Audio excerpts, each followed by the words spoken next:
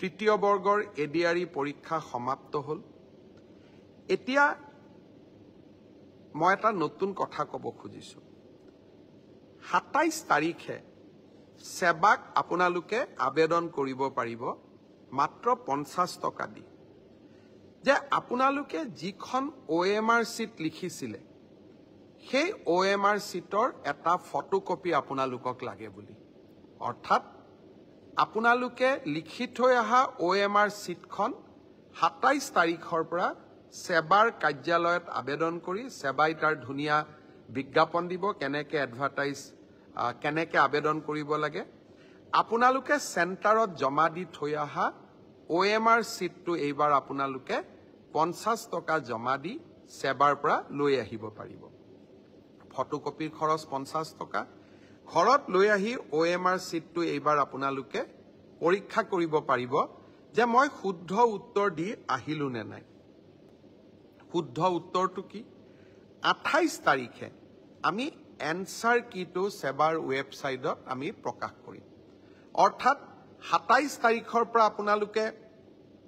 OMR শীটখন আবেদন কৰি সেৱাৰ পৰা ল'ব পাৰিব 28 তাৰিখে সেৱাৰ ওয়েবসাইটত এনসাৰ কি প্ৰত্যেকটো প্ৰশ্নৰ উত্তৰ কি হোৱা উচিত তাকো আপোনালোকে চাব পাৰিব এনসাৰ কিটো আপোনালোকে চালে চাই পেলাই মনত খুদুৱনি লাগিলে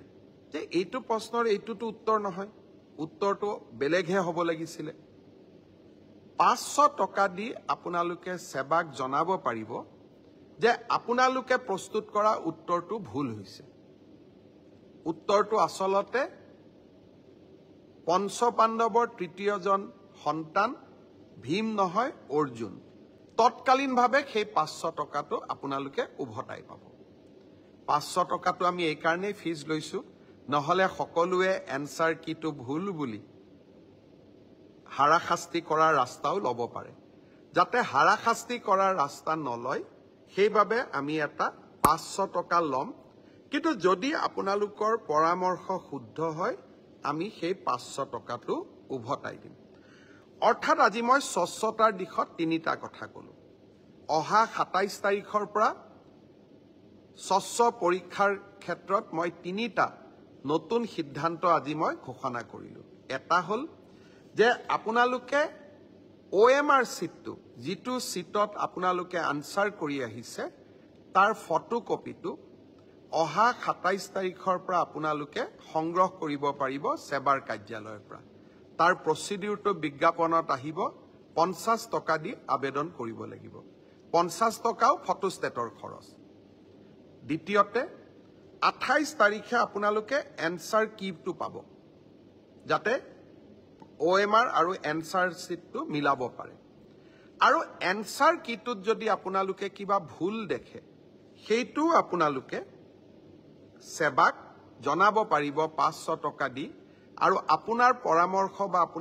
আপুনি যেটো ভুল বুলি কলে হি যদি বিশেষজ্ঞসকলে সঁচাই ভুল বুলি কয় আমি আপোনাক সেই 50 টকাটো উভতাই 500 টকাটো আমি উভতাই দিম একাংশ পৰীক্ষাৰ্থীয়ে আমাক প্ৰশ্ন কৰিছিল যে OMR শীটত ফটোটো কিয় দিছে মই চালু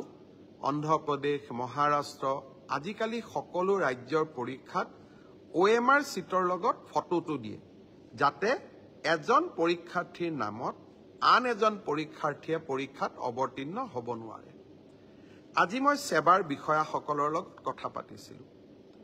তৃতীয় শ্ৰেণীৰ OMR শীট ইতিমধ্যে বনোৱা হৈ গল ড্ৰাইভাৰ বা তৃতীয় শ্ৰেণীৰ আন পোষ্টৰ কাৰণে আপোনালোকৰ মনোভাৱক কাৰণ বহুতে কৈছিল যে আমাৰ আইডেন্টিটিটো ৰিভিল হ'ব পাৰে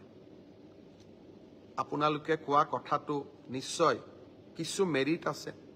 সেই ভৱিষ্যতৰ ৰিক্ৰুটমেন্ট পৰীক্ষাত এডিআৰই পৰীক্ষাত OMR শীটত ভৱিষ্যতে ফটো লগোৱা OMR শীট ব্যৱহাৰ নকৰিবলৈ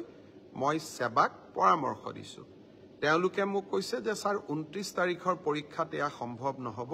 কিন্তু নৱেম্বৰৰ পৰা যি অক্টোবৰত যি আমাৰ পৰীক্ষা হ'ব তাত আমি OMR শীটত ফটো নাৰাখো অৰ্থাৎ এইখন চৰকাৰক কোনোবাই ইতিবাচক সমালোচনা কৰিলে ইতিবাচক পৰামৰ্শ দিলে তাক গ্ৰহণ কৰাৰ সততা আৰু সাহস আমাৰ আছে।